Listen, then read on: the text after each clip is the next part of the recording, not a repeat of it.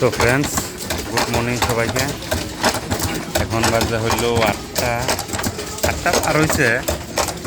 তো আবার নতুন করে আজকে কাজে জয়েন করলাম।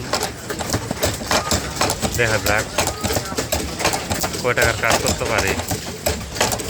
এই যে মাল কাটতেছে, ডেলি যেরকম করে কাটে এরকম করে কাটতেছে। টার্গেট থাকবো 1000 টাকার কাম করার। দেখা যাক করতে পারি না নাকি। বাদামগুলো আছে মোটামুটি ভালোই আছে।